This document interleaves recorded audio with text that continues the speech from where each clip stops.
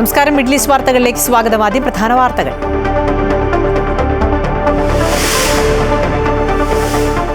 ഇന്ത്യയും UAEയും തമ്മിലുള്ള സഹകരണത്തിൽ ചർച്ച നടത്തി പ്രധാനമന്ത്രി നരേന്ദ്രമോദിയും UAE രാഷ്ട്രപതി Sheikh Mohamed bin Zayed Al നഹ്യാനും. ഏറ്റവും കൂടുതൽ കാലം സേവനമനുഷ്ഠിച്ച രണ്ടാമത്തെ പ്രധാനമന്ത്രി എന്ന നേട്ടത്തിന് മോദിക്ക് UAE പ്രസിഡന്റിന്റെ അഭിനന്ദനം.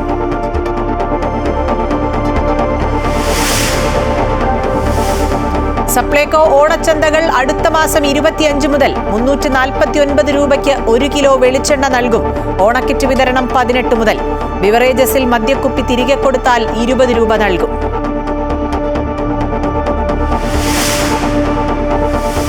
സ്കൂൾ വേനലവധി പരിഷ്കരിക്കുമെന്ന നിർദ്ദേശവുമായി വിദ്യാഭ്യാസ മന്ത്രി. അവധി മഴക്കാലത്തേക്ക് മാറ്റുന്നതിൽ പൊതുജനാഭിപ്രായം തേടും. ഹയർ സെക്കൻഡറി വിഭാഗത്തിലെ കാഴ്ച പരിമിതർക്കായി ബ്രെയിൽ ലിപി പാഠപുസ്തകങ്ങൾ അച്ചടിക്കാൻ നടപടി തുടങ്ങി. അടുത്തയാഴ്ച വിതരണം ചെയ്യാനാകുമെന്ന് മന്ത്രി. Amrita news impact. താരസംഘടന അമ്മയിലെ തെരഞ്ഞെടുപ്പ് ചിത്രം തെളിഞ്ഞു. പ്രസിഡന്റ് സ്ഥാനത്തേക്ക് ശ്വേതാ മേനോനും ദേവനും മത്സരിക്കും. ജനറൽ സെക്രട്ടറി സ്ഥാനത്തേക്ക് കുക്കു പരമേശ്വരനും രവീന്ദ്രനും സ്ഥാനാർത്ഥികൾ. വോട്ടെടുപ്പ് ഓഗസ്റ്റ് 15-ന്.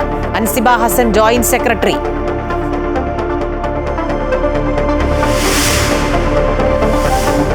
തിരുവനന്തപുരം മെഡിക്കൽ കോളേജ് ആശുപത്രിയിലെ ചികിത്സാ പ്രതിസന്ധി വെളിപ്പെടുത്തിയ ഡോക്ടർ ഹാരിസിനെതിരെ നടപടി. കാരണം കാണിക്കൽ നോട്ടീസ് അയച്ചു DME. ഡോക്ടർ ശസ്ത്രക്രിയ മുടക്കിയെന്നും തെറ്റായ വിവരം പ്രചരിപ്പിച്ച് സർക്കാരിനെ അപകീർത്തിപ്പെടുത്താൻ ശ്രമിച്ചെന്നും പരാമർശം. പറഞ്ഞ കാര്യങ്ങളിൽ ഉറച്ചു നിൽക്കുന്നുവെന്നും മറുപടി നൽകുമെന്നും ഡോക്ടർ ഹാരിസ്.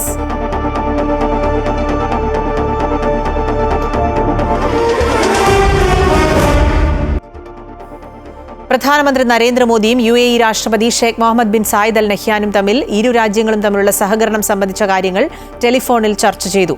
ഇന്ത്യയുടെ ചരിത്രത്തിൽ ഏറ്റവും കൂടുതൽ കാലം സേവനമനുഷ്ഠിച്ച രണ്ടാമത്തെ പ്രധാനമന്ത്രി എന്ന നേട്ടത്തിന് മോദിയെ UAE പ്രസിഡന്റ് അഭിനന്ദിച്ചു. ഇന്ത്യയോടും അവിടുത്തെ ജനങ്ങളോടുമുള്ള സ്നേഹത്തിന് പ്രധാനമന്ത്രി ഷെയ്ഖ് മുഹമ്മദിനോട് നന്ദി പറഞ്ഞു. ദുബായിൽ വിസയ്ക്ക് അപേക്ഷിക്കുന്നവർ തങ്ങളുടെ അപേക്ഷകളിൽ നൽകുന്ന വിവരങ്ങളുടെ കൃത്യത ഉറപ്പാക്കണമെന്ന് general directorate of identity and foreigners affairs അറിയിച്ചു. അപേക്ഷകർ ചിലർ ഈ കാര്യങ്ങളിൽ അശ്രദ്ധ വരുത്തുന്ന സാഹചര്യത്തിലാണ് GDRFAയുടെ നിർദ്ദേശം. വിസ സേവനങ്ങൾ തേടുന്ന ആളുകൾ അവ്യക്തമായ വിവരങ്ങൾ നൽകുന്നത് നടപടിക്രമങ്ങൾക്ക് കാലതാമസം വരുത്തുമെന്ന് ദുബായ് GDRFA അധികൃതർ ചൂണ്ടിക്കാട്ടി. ശരിയായതും കൃത്യമായതുമായ വിവരങ്ങൾ വിസ നടപടികൾ കൂടുതൽ വേഗത്തിലാക്കാൻ സഹായിക്കും. അമർ സെന്ററുകൾ വഴിയോ വകുപ്പിന്റെ സ്മാർട്ട് ചാനലുകൾ വഴിയോ എമിഗ്രേഷൻ ഡിപ്പാർട്ട്മെന്റിലേക്ക് സമർപ്പിക്കുന്ന സേവന അപേക്ഷകളിൽ വ്യക്തിഗത വിവരങ്ങൾ, ഇമെയിൽ ID, മൊബൈൽ നമ്പർ, പേരുകളിലെ സ്പെല്ലിംഗ് എന്നിവയെല്ലാം കൃത്യമാണെന്ന് പരിശോധിച്ച് ഉറപ്പുവരുത്തണം. ഉപയോക്താക്കൾ നൽകുന്ന തെറ്റായ വിവരങ്ങൾ കാരണം ചില സമയങ്ങളിൽ അപേക്ഷകളിന്മേൽ തീർപ്പുണ്ടാകാൻ കാലതാമസം വരുന്നുണ്ട്. അതിനാൽ അപേക്ഷകർ വ്യക്തമായ വിവരങ്ങൾ നൽകാനും അപേക്ഷിച്ചത് ശരിയാണെന്ന് വീണ്ടും ഉറപ്പുവരുത്തുകയും ചെയ്യണമെന്ന് GDRFA മേധാവി lieutenant general Mohammed Ahmed Almarri നിർദ്ദേശിച്ചു. അപേക്ഷാ നടപടികളുടെ ഓരോ ഘട്ടവും വകുപ്പ് ഉപയോക്താക്കളെ അറിയിക്കുന്നത് നൽകുന്ന വിവരങ്ങളുടെ അടിസ്ഥാനത്തിലാണ്. അതിനാൽ അപേക്ഷയ്ക്കൊപ്പം നൽകുന്ന വിവരങ്ങൾ കൃത്യമാണെന്ന് സേവനം തേടുന്നവർ എപ്പോഴും ശ്രദ്ധിക്കണമെന്ന് GDRFA ഓർമ്മിപ്പിക്കുന്നു. Amrita news, Dubai. UAEയിൽ ഓഗസ്റ്റ് മാസത്തിലെ ഇന്ധനവില പ്രഖ്യാപിച്ചു. ജൂലൈ മാസത്തെ അപേക്ഷിച്ച് പെട്രോൾ വിലയിൽ നേരിയ കുറവുണ്ട്. എന്നാൽ ഡീസൽ വില വർദ്ധിച്ചു. ഓഗസ്റ്റ് 1 മുതൽ സൂപ്പർ 98 പെട്രോളിന് ലിറ്ററിന് 2.69 ദിർഹം ആയിരിക്കും നിരക്ക്. സ്പെഷ്യൽ 95 ലിറ്ററിന് 2.57 ദിർഹം. E+91 പെട്രോളിന് ലിറ്ററിന് 2.5 ദിർഹം എന്നിങ്ങനെയാണ് ഓഗസ്റ്റ് മാസത്തെ നിരക്ക്. ഡീസൽ വില 2.78 ദിർഹമാണ് ഓഗസ്റ്റ് മാസത്തെ വില. ആഗോള എണ്ണ വിലയുടെ അടിസ്ഥാനത്തിൽ എല്ലാ മാസവും ഇന്ധനവില പുതുക്കി നിശ്ചയിക്കുന്ന രീതിയാണ് UAE പിന്തുടരുന്നത്.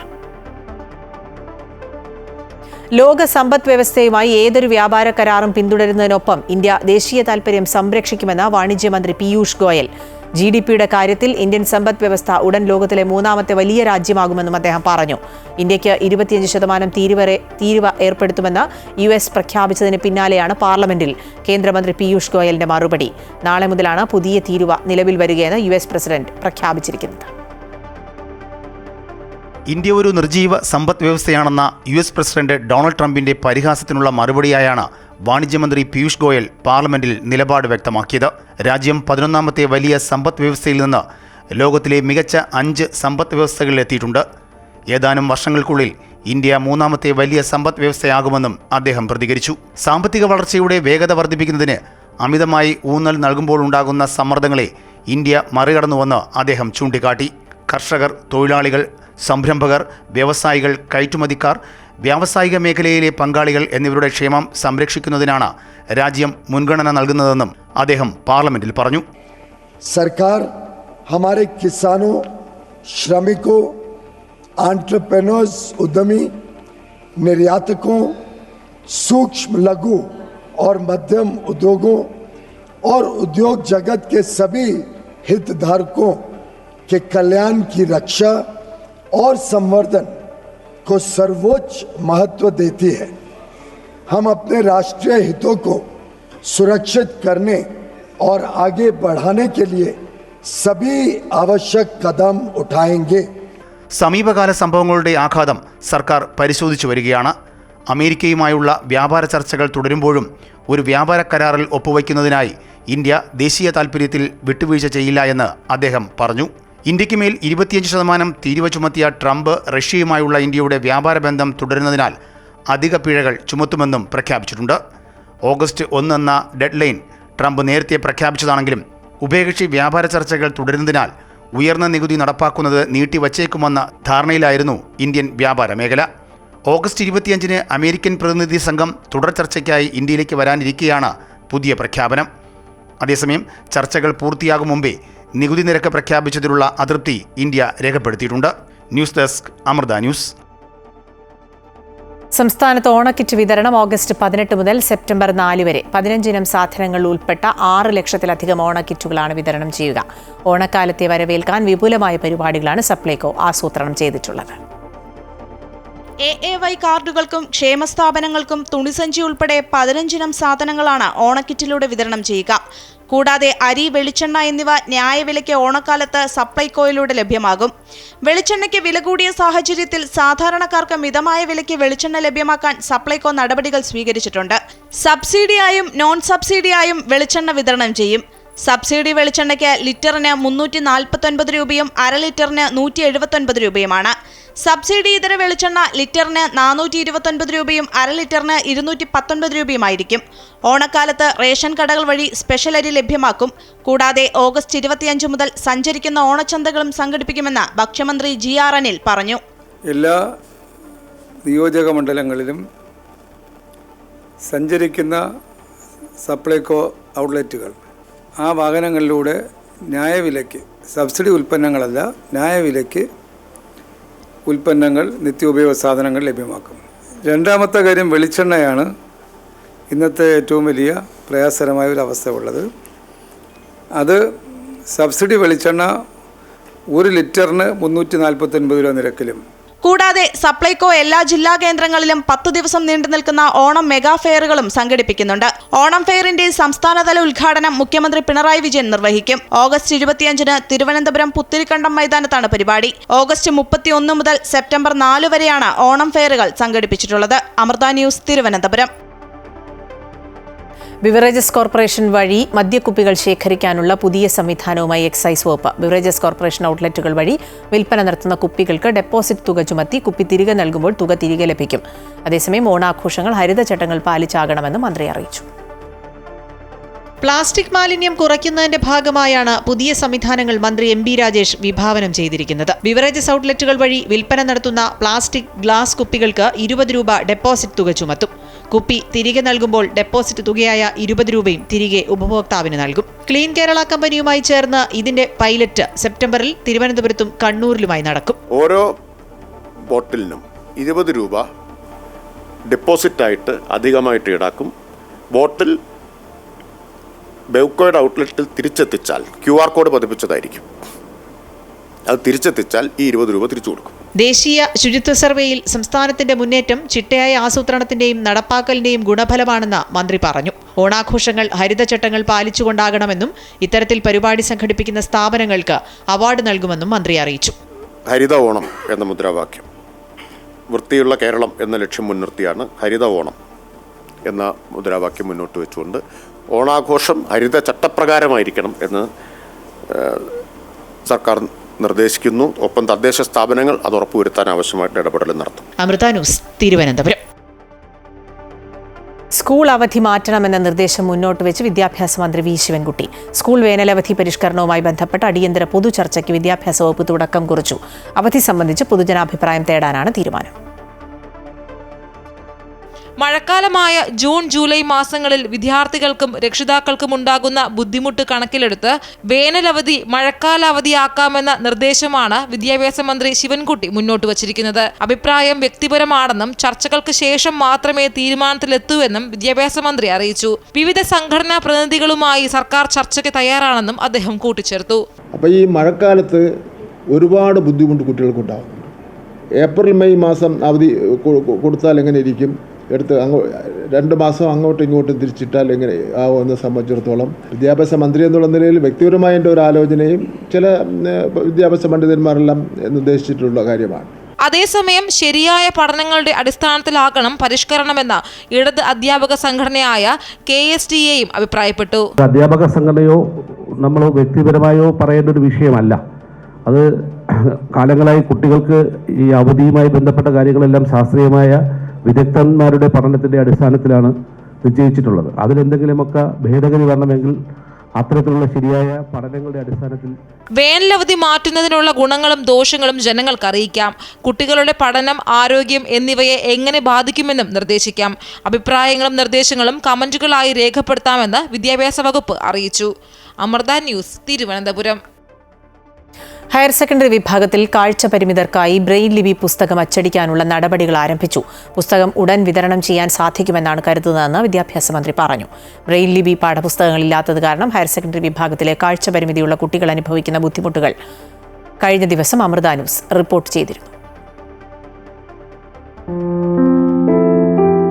+1 വിദ്യാർത്ഥിനിയായ കോഴിക്കോട് രാമനാട്ടുകര സ്വദേശിനി ആയിഷ സമീഹയാണ് ബ്രെയിൽ ലിപി പാഠപുസ്തകമില്ലാത്തത് കാരണം താൻ ഉൾപ്പെടെയുള്ള ഹയർ സെക്കൻഡറിയിലെ കാഴ്ചാ പരിമിതർ അനുഭവിക്കുന്ന പ്രയാസങ്ങൾ തുറന്നു പറഞ്ഞത്. 10ാം ക്ലാസ് വരെ ബ്രെയിൽ ലിപി പാഠപുസ്തകങ്ങൾ ഉള്ളതുകൊണ്ട് ആരുടെയും സഹായമില്ലാതെ ഇവർക്ക് പഠിക്കാമായിരുന്നു.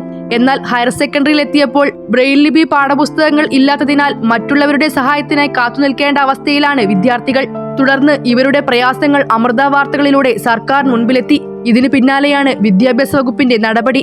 പുസ്തകങ്ങൾ അച്ചടിക്കാൻ ആരംഭിച്ചെന്നും അടുത്ത ആഴ്ച മുതൽ വിതരണം ചെയ്യാൻ കഴിയുമെന്നാണ് കരുതുന്നതെന്നും വിദ്യാഭ്യാസ മന്ത്രി വി ശിവൻകുട്ടി പറഞ്ഞു. ഹയർ സെക്കൻഡറിയിൽ കാഴ്ച പരിമിതി നേരിടുന്ന കുട്ടികൾക്കായി ഉടൻ തന്നെ ബ്രെയിൽ ലിപിയിൽ പാഠപുസ്തകങ്ങൾ വിതരണം ചെയ്യുന്നതാണ്. ഹയർ സെക്കൻഡറി വിഭാഗത്തിലെ ബ്രെയിൽ ലിപി പാഠപുസ്തകം ഉടൻ പുറത്തിറങ്ങുമെന്ന വിദ്യാഭ്യാസ മന്ത്രിയുടെ ഉറപ്പ് കിട്ടിയതോടെ അതിന്റെ ആശ്വാസത്തിലാണ് ആയിഷ സമീഹ ഉൾപ്പെടെയുള്ള വിദ്യാർത്ഥികൾ.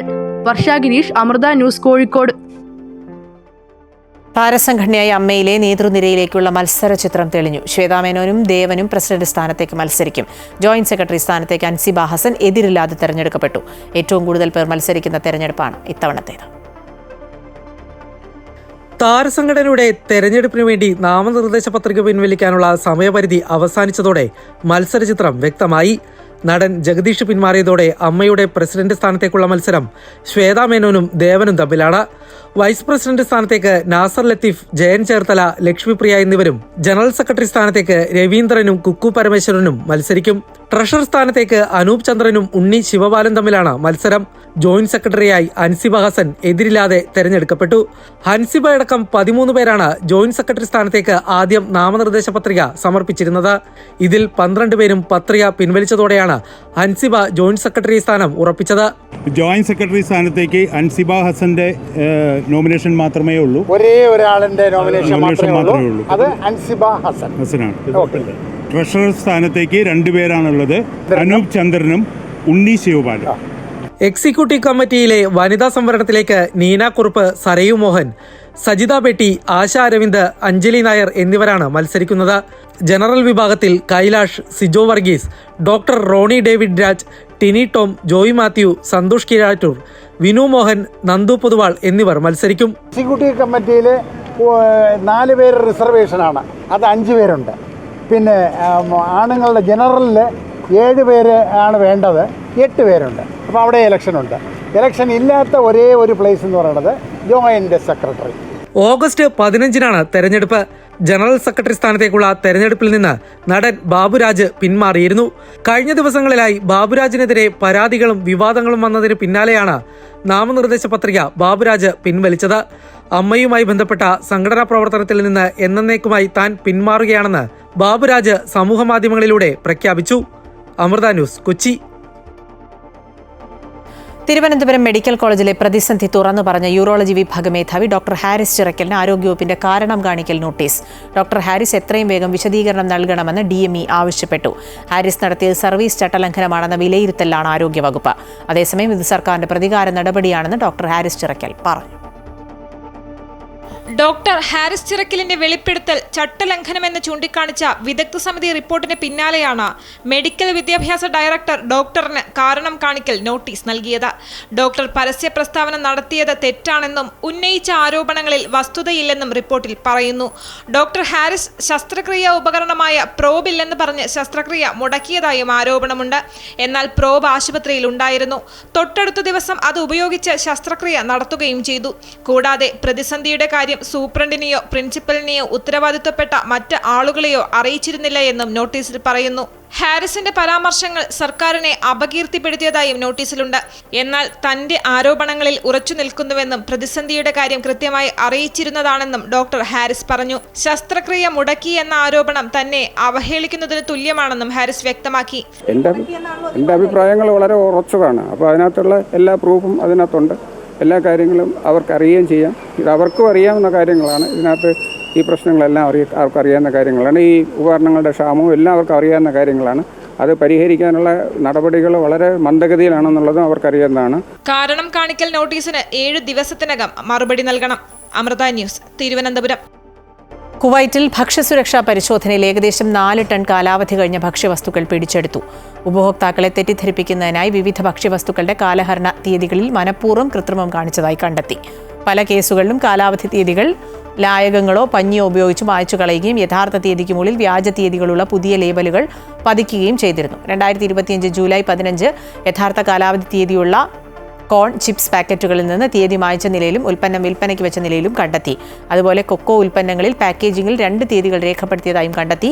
ചില കാലഹരണ തീയതികൾ 4 മാസം, 5 മാസം അല്ലെങ്കിൽ 1 വർഷം വരെ നീട്ടിയിരുന്നു. സൗദിയിൽ ബാങ്കുകളുടെ ATMകളിലേക്ക് പണം കൊണ്ടുപോകുന്ന വാഹനം തടഞ്ഞു നിർത്തി കവർന്ന് 1 ബില്യൺ റിയാൽ കവർച്ച നടത്തിയ സ്വദേശി യുവാവിന് റിയാദിൽ വധശിക്ഷ നടപ്പാക്കി. സംഘമായി വന്ന് തോക്കു ചൂണ്ടി ഭീഷണിപ്പെടുത്തിയും വെടിവെച്ചും സായുധ കവർച്ച നടത്തിയ സുൽത്താൻ ബിൻ ഷലാൽ ബിൻ ഹമൂദ് അൽ ബസ്തൂറിന്റെ ശിക്ഷ വിധിച്ചെന്ന് ആഭ്യന്തര മന്ത്രാലയം അറിയിച്ചു. പ്രതി സുരക്ഷാ ഉദ്യോഗസ്ഥരെ ആക്രമിച്ച് രക്ഷപ്പെടാൻ ശ്രമിക്കുകയും അവർക്ക് നേരെ വെടിയുതിർക്കുകയും ഔദ്യോഗിക വാഹനങ്ങൾക്ക് കേടുപാടുകൾ വരുത്തുകയും ചെയ്തു. ഒപ്പം മറ്റു ചിലരെ പരിക്കേൽപ്പിക്കുകയും തോക്കുകളും വെടിയുണ്ടകളും കൈവശം വയ്ക്കുകയും മയക്കുമരുന്ന് ഉപയോഗിക്കുകയും ചെയ്തതായി മന്ത്രാലയം വ്യക്തമാക്കി. കഴിഞ്ഞ ഹജ്ജ് സീസണിലെ സൗദിയിലെ വിമാനത്താവളങ്ങളിൽ 1.9 കോടിയിലേറെ യാത്രക്കാർ എത്തിയതായി general authority of civil aviation അറിയിച്ചു. 116 വിമാന കമ്പനികളുടെ പങ്കാളിത്തത്തോടെ 1,28,000-ലേറെ വിമാന സർവീസുകൾ നടത്തി. ഇതിൽ 14 ലക്ഷത്തിലേറെ ഹജ്ജ് തീർത്ഥാടകർ 6 പ്രധാന വിമാനത്താവളങ്ങളിലെ 12 ടെർമിനലുകൾ വഴി രാജ്യത്തെത്തി. ബാഗേജ് ഇല്ലാത്ത യാത്രക്കാർ എന്ന പദ്ധതി പ്രകാരം മക്കയിലെയും മദീനയിലെയും താമസ സ്ഥലങ്ങളിൽ ഹാജിമാരുടെ ബാഗേജുകൾ നേരിട്ടെത്തിച്ചു. ഈ സേവനം 10 ലക്ഷത്തിലേറെ തീർത്ഥാടകർക്ക് പ്രയോജനപ്പെടുകയും 16 ലക്ഷത്തിലേറെ ബാഗേജുകൾ കൈകാര്യം ചെയ്യുകയും ചെയ്തു. കൂടാതെ 8,56,000 സംസം വാട്ടർ ബോട്ടിലുകൾ മുൻകൂട്ടി കാർഗോ വഴി തീർത്ഥാടകരുടെ രാജ്യങ്ങളിലേക്ക് അയക്കുകയും ചെയ്തതായി അതോറിറ്റി അറിയിച്ചു. കുവൈറ്റിലെ അതിഥികളാണ് പ്രവാസികളെന്നും അവരുടെ അവകാശങ്ങളും അന്തസ്സും സംരക്ഷിക്കുക എന്നത് നമ്മുടെ കടമയാണെന്നും മനുഷ്യാവകാശകാര്യ സഹമന്ത്രി ഷെയ്ഖ് ജവഹർ അൽ ദുബൈജ് അതേസമയം നീതിയുടെ ചട്ടക്കൂടിനുള്ളിൽ ബഹുമാനിക്കപ്പെടേണ്ടതും സംരക്ഷിക്കപ്പെടേണ്ടതുമായ അവകാശങ്ങളും കടമകളും തൊഴിലുടമകൾക്കും ഉണ്ടെന്ന് ഓർമ്മിപ്പിച്ചു. ആഗോള മനുഷ്യക്കടത്ത് വിരുദ്ധ ദിനത്തോടനുബന്ധിച്ച് മാനവശേഷി സമിതിയുടെ നേതൃത്വത്തിൽ അവന്യൂസ് മാളിൽ സംഘടിപ്പിച്ച പരിപാടിയിൽ പങ്കെടുത്ത് സംസാരിക്കുകയായിരുന്നു അവർ. ലോകമെമ്പാടുമുള്ള 150-ലധികം രാജ്യങ്ങളിൽ നിന്നുള്ള പ്രവാസി തൊഴിലാളികളാണ് കുവൈറ്റിൽ കഴിയുന്നത്.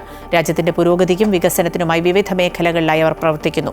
മനുഷ്യക്കടത്ത്, കുടിയേറ്റ കള്ളക്കടത്ത് തുടങ്ങിയ കുറ്റകൃത്യങ്ങളെ ചെറുക്കേണ്ടതിന്റെ പ്രാധാന്യം എടുത്തു പറഞ്ഞു. കുവൈറ്റിൽ മദ്യം മയക്കുമരുന്ന് കേസുകളിൽ പിടിയിലാകുന്ന പ്രതികളുടെയും അവരെ സഹായിക്കുന്ന സ്വദേശികളുടെയും പേരും ഫോട്ടോയും ഇനി മുതൽ മാധ്യമങ്ങളിൽ പ്രസിദ്ധീകരിക്കും. സമൂഹത്തെ ലഹരിയിൽ നിന്ന് സംരക്ഷിക്കാനുള്ള ധാർമ്മികവും സാമൂഹികമായ ഉത്തരവാദിത്തം നിറവേറ്റുന്നതിന്റെ ഭാഗമായാണ് അസാധാരണമായ നടപടികൾ സ്വീകരിക്കാൻ തയ്യാറെടുക്കുന്നതെന്ന് ആഭ്യന്തര മന്ത്രാലയം വക്താവ് ബ്രിഗേഡിയർ ജനറൽ നാസർ ബൂസുലൈം അറിയിച്ചു. പ്രാദേശികമായി മദ്യം നിർമ്മിക്കുന്നവർക്ക് വേണ്ടി ചില സ്വദേശികൾ പ്രതിമാസം 1,500 ദിനാർ വരെ വാങ്ങി വീട് വാടകയ്ക്ക് നൽകുന്നതായും റിപ്പോർട്ടുകളുണ്ട്. ചില വീടുകൾ അസാധാരണ ചില വീടുകൾ സാധാരണ പ്രദേശങ്ങളിലാണ് സ്ഥിതി ചെയ്യുന്നത്. മയക്കുമരുന്ന് കടത്തിനും പ്രാദേശിക മദ്യ വ്യവസായത്തിനുമെതിരെ ആഭ്യന്തര മന്ത്രാലയം നടത്തിവരുന്ന യുദ്ധത്തിന്റെ ഭാഗമായി നിയമവിരുദ്ധ പ്രവർത്തനങ്ങൾ നടക്കുന്ന സ്ഥലങ്ങളിൽ വീടുകൾ വാടകയ്ക്ക് നൽകുന്ന പൗരന്മാരുടെ പേരുകൾ പ്രസിദ്ധീകരിക്കുമെന്നും നാസർ ബൂസുലൈം വ്യക്തമാക്കി. കുവൈറ്റിൽ സുരക്ഷാ അഗ്നിശമന മാനദണ്ഡങ്ങൾ പാലിക്കാത്ത കെട്ടിടങ്ങളും സ്ഥാപനങ്ങളും താൽക്കാലികമായി പൂട്ടിയതായി അധികൃതർ അറിയിച്ചു. കുവൈറ്റ് ഫയർ സർവീസ് ഡയറക്ടറേറ്റ്, വൈദ്യുതി മന്ത്രാലയം, public authority for manpower, environment public authority, ഭക്ഷ്യകൃഷി മന്ത്രാലയം എന്നിവയുടെ സഹകരണത്തോടെയായിരുന്നു പരിശോധന.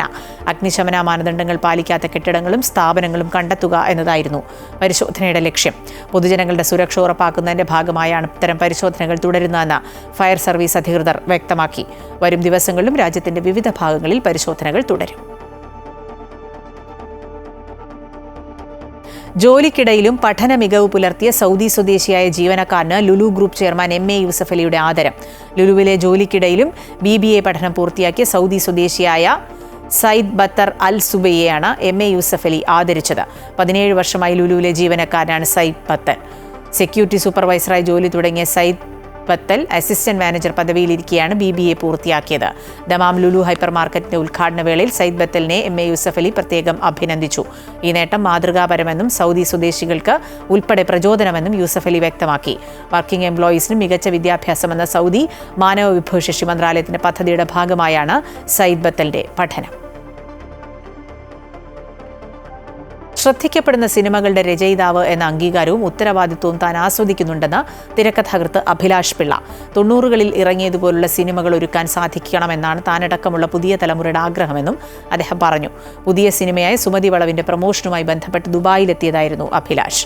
അമ്മമാർക്കും കുട്ടികൾക്കും ഒരുപോലെ ആസ്വദിക്കാവുന്ന സിനിമകളായിരിക്കണം തന്റേതെന്ന നിർബന്ധമുണ്ടെന്നും അഭിലാഷ് പിള്ള കൂട്ടിച്ചേർത്തു. 90കളുടെ പശ്ചാത്തലത്തിൽ ഒരുക്കിയ കോമഡി ഹൊറർ സിനിമയാണ് സുമതി വളവ്. മാളികപ്പുറം സിനിമയുടെ വിജയം തന്ന ആത്മവിശ്വാസം സുമതി വളവിന്റെ കാര്യത്തിലുമുണ്ടെന്ന് സംവിധായകൻ വിഷ്ണു ശശിശങ്കർ പറഞ്ഞു. അർജുന അശോകൻ, ബാലു വർഗീസ്, മാളവിക മനോജ്, ശ്രാവൺ മുകേഷ് എന്നിവരും വാർത്താസമ്മേളനത്തിൽ പങ്കെടുത്തു. മക്ക OICC ഉമ്മൻചാണ്ടി അനുസ്മരണവും ഉമ്മൻചാണ്ടി സേവാ പുരസ്കാര വിതരണവും സംഘടിപ്പിച്ചു. മക്കയിലെ മികച്ച 66 നഴ്സുമാർക്കുള്ള ഉമ്മൻചാണ്ടി സേവാ പുരസ്കാരങ്ങൾ പരിപാടിയിൽ വിതരണം ചെയ്തു. ചാണ്ടി ഉമ്മൻ MLA പരിപാടിയിൽ പങ്കെടുത്തു. മക്ക നജ ഓഡിറ്റോറിയത്തിൽ നടന്ന പരിപാടി ചാണ്ടി ഉമ്മൻ MLA ഉദ്ഘാടനം ചെയ്തു. ഉമ്മൻചാണ്ടി വിശിഷ്ട സേവാ പുരസ്കാരം Al Abeer group vice president doctor Ahammed ആലുങ്ങലിന് ചാണ്ടി ഉമ്മൻ MLA സമ്മാനിച്ചു. മക്കയിലെ 16 ഹോസ്പിറ്റലിൽ നിന്ന് തെരഞ്ഞെടുത്ത മികച്ച 66 നേഴ്സുമാർക്കുള്ള ഉമ്മൻചാണ്ടി സേവാ പുരസ്കാരങ്ങളും മക്കയിൽ നിന്ന് +2 10ാം ക്ലാസ് പരീക്ഷകളിൽ ഉന്നത വിജയം കരസ്ഥമാക്കിയ കുട്ടികൾക്കുള്ള വിദ്യാഭ്യാസ അവാർഡ് വിതരണവും നിർവഹിച്ചു. മക്ക OICC പ്രസിഡന്റ് നൌഷാദ് പെരിന്തള്ളൂർ അധ്യക്ഷത വഹിച്ചു. റീജിയണൽ കമ്മിറ്റി പ്രസിഡന്റ് ഹക്കീം ഫാറക്കിൽ മുഖ്യപ്രഭാഷണം നിർവഹിച്ചു. കുഞ്ഞുമോൻ കാക്കിയ, ഷിഹാബ് കൊട്ടുകാട് തുടങ്ങി മക്കയിലെയും ജിദ്ദയിലെയും പ്രമുഖർ പരിപാടിയിൽ അനുസ്മരണ പ്രഭാഷണം നടത്തി. സലീം കണ്ണനാങ്കൊയ്യി, മനാഫ് അയ്യാനം, ഹബീബ് കോഴിക്കോട് തുടങ്ങിയവർ പരിപാടിക്ക് നേതൃത്വം നൽകി. സുൽഫിഖുറദായ്, അമൃത ന്യൂസ്, ജിദ്ദ. മറ്റു വാർത്തകളിലേക്ക്. ധർമ്മസ്ഥല കൊലപാതക പരമ്പരയിൽ നിർണായക തെളിവുകൾ ലഭിച്ചു. നേത്രാവതി നദിക്കരയിൽ മണ്ണ് നീക്കം ചെയ്തപ്പോൾ തലയോട്ടിയും അസ്ഥികൂടവും കണ്ടെത്തി. പരിശോധന ഊർജിതമാക്കാൻ പ്രത്യേക അന്വേഷണ സംഘം തീരുമാനിച്ചു. ധർമ്മസ്ഥല മുൻ ക്ഷേത്ര പരിചാരകൻ ചൂണ്ടിക്കാണിച്ച സ്ഥലത്ത് നിന്ന് കിട്ടിയത് അസ്ഥിക്കൂടത്തിന്റെ ഭാഗങ്ങൾ. വീണ്ടും കുഴിച്ചപ്പോൾ തലയോട്ടിയും കണ്ടെത്തി. മാർക്ക് ചെയ്ത 6ാം പോയിന്റിൽ 2.5 അടിയോളം മണ്ണ് നീക്കം ചെയ്തപ്പോഴാണ് അസ്ഥിക്കൂടത്തിന്റെ ഭാഗങ്ങൾ കണ്ടെത്തിയത്. ശേഖരിച്ച അസ്ഥികൾ കവറിലാക്കി സുരക്ഷിത സ്ഥാനത്തേക്ക് മാറ്റി. അസ്ഥികൾ മനുഷ്യന്റെ തന്നെയാണോ എന്നറിയാൻ ഫോറൻസിക് പരിശോധന തുടരുകയാണ്. തലയോട്ടി മനുഷ്യന്റെ തന്നെയാണെന്നാണ് പ്രാഥമിക നിഗമനം. 6 പോയിന്റുകളിൽ ഇതുവരെ മണ്ണ് നീക്കം ചെയ്തു കഴിഞ്ഞു. മഴ തുടരുന്നതിനാൽ നദിക്കരയിലെ ദൗത്യം ദുഷ്കരമായിരിക്കുകയാണ്. മണ്ണ് നീക്കം ചെയ്താൽ ഉടൻ വെള്ളം നിറയുന്ന സ്ഥിതിയാണ്. 13 പോയിന്റുകളാണ് മാർക്ക് ചെയ്തിട്ടുള്ളത്. ബലാത്സംഗത്തിനിരയായി കൊല്ലപ്പെട്ട 100ലേറെ സ്ത്രീകളുടെയും പെൺകുട്ടികളുടെയും മൃതദേഹങ്ങൾ കത്തിക്കാനും കുഴിച്ചുമൂടാനും ഭീഷണിയെ തുടർന്ന് താൻ നിർബന്ധിതനായെന്നാണ് മുൻ ക്ഷേത്ര പരിചാരകൻ വെളിപ്പെടുത്തിയത്. അമൃത ന്യൂസ്, മംഗലാപുരം. ഛത്തീസ്ഗഡിൽ അറസ്റ്റിലായ മലയാളി കന്യാസ്ത്രീകൾക്ക് ഉടൻ ജാമ്യം ലഭിച്ചേക്കും. വിഷയത്തിൽ ഇടപെടാമെന്ന് കേന്ദ്ര ആഭ്യന്തരമന്ത്രി അമിത്ഷാ കേരളത്തിൽ നിന്നുള്ള MPമാർക്ക് ഉറപ്പ് നൽകി. ജാമ്യാപേക്ഷയെ ഛത്തീസ്ഗഡ് സർക്കാർ എതിർക്കില്ലെന്നും കേസ് NIA കോടതിക്ക് വിട്ട സെഷൻസ് കോടതി നടപടി തെറ്റാണെന്നും കേന്ദ്ര ആഭ്യന്തരമന്ത്രി പറഞ്ഞു. ഛത്തീസ്ഗഡിൽ അറസ്റ്റിലായ മലയാളി കന്യാസ്ത്രീകളുടെ വിഷയത്തിൽ പാർലമെന്റിനകത്തും പുറത്തും ശക്തമായി UDF, LDF എംപിമാർ പ്രതിഷേധിച്ചു. ഇതിന് പിന്നാലെയാണ് കേരള എംപിമാർ കേന്ദ്ര ആഭ്യന്തരമന്ത്രി അമിത്ഷായെ കണ്ടത്. ജാമ്യത്തിന് വിചാരണ കോടതിയെ വീണ്ടും സമീപിക്കാനും ജാമ്യാപേക്ഷയെ ഛത്തീസ്ഗഡ് സർക്കാർ എതിർക്കില്ല എന്നും അമിത്ഷാ ഉറപ്പു നൽകി. സെഷൻസ് ഉത്തരവിനെതിരെ ഛത്തീസ്ഗഡ് സർക്കാർ ഹൈക്കോടതിയെ സമീപിക്കുമെന്നും അദ്ദേഹം പറഞ്ഞു. കന്യാസ്ത്രീകളുടെ വിഷയം NIA കോടതിക്ക് വിട്ട സെഷൻസ് കോടതി നടപടി തെറ്റാണെന്ന് അമിത്ഷാ കേരള എംപിമാരോട് പറഞ്ഞു. ഈ സാഹചര്യത്തിൽ വിചാരണ കോടതിയിൽ നിന്ന് കന്യാസ്ത്രീകൾക്ക് ഉടൻ ജാമ്യം ലഭിച്ചേക്കും. സെഷൻസ് ജഡ്ജ് ചെയ്തത് നിയമങ്ങളുടെ നഗ്നമായ ലംഘനമാണെന്നും ഏകപക്ഷീയമായി സെഷൻസ് കോടതിക്ക് കേസ് NIA കോടതിയിലേക്ക് വിടാൻ കഴിയില്ല എന്നും NK പ്രേമചന്ദ്രൻ MP പറഞ്ഞു. ഈ കേസ് NIA കോടതിയിലേക്ക് വിട്ടത് നടപടിക്രമങ്ങളുടെ ലംഘനമാണ്. കേന്ദ്ര ഗവൺമെന്റിന്റെ അനുമതിയോടുകൂടി മാത്രമേ സംസ്ഥാന ഗവൺമെന്റിന്റെ റിപ്പോർട്ടിന്റെ അടിസ്ഥാനത്തിൽ കേന്ദ്ര ഗവൺമെന്റാണ് അന്തിമ അനുമതി കൊടുക്കേണ്ടത് NIA കോടതിയിലേക്ക് കേസ് റെഫർ ചെയ്യണമോ വേണ്ടയോ എന്നുള്ളത്. ആ നടപടിക്രമങ്ങളൊന്നും പാലിക്കാതെ ഏകപക്ഷീയമായി കേസ് വിട്ട നടപടി ശരിയല്ല. അതേസമയം കന്യാസ്ത്രീകൾക്കെതിരായ കേസിൽ രാഷ്ട്രീയ താൽപര്യങ്ങളില്ല എന്ന് അമിത്ഷാ പ്രതികരിച്ചു. ജാമ്യം ലഭിച്ച ശേഷം കേസ് റദ്ദാക്കാൻ ശ്രമിക്കാമെന്നും അമിത്ഷാ UDF, LDF എംപിമാരോട് പറഞ്ഞു. News desk, Amrita news. Kollam തേവലക്കരയിലെ 8ാം ക്ലാസ് വിദ്യാർത്ഥി മിഥുൻ ഷോക്കേറ്റ് മരിച്ച സംഭവത്തിൽ നടപടിയുമായി KSEB ഓവർസിയറെ സസ്പെൻഡ് ചെയ്തു. സംഭവത്തിൽ കുറ്റക്കാരായ എല്ലാവർക്കുമെതിരെ നടപടിയുണ്ടാകുമെന്ന് വൈദ്യുതി മന്ത്രി K. കൃഷ്ണൻകുട്ടി പറഞ്ഞു. മിഥുന്റെ വീട് സന്ദർശിച്ച മന്ത്രി കുടുംബത്തിന് KSEBയുടെ ധനസഹായം കൈമാറി.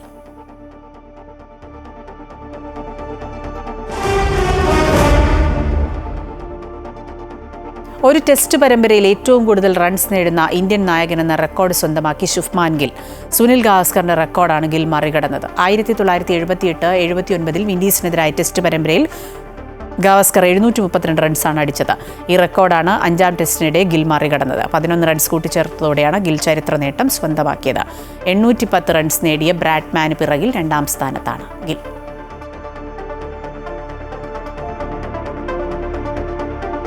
മിഡിൽ ഈസ്റ്റ് വാർത്തകൾ പൂർണ്ണമാകുന്നു. കൂടുതൽ വാർത്തകൾ അമൃത ന്യൂസ് യൂട്യൂബ് ചാനലിൽ കാണാം. നമസ്കാരം.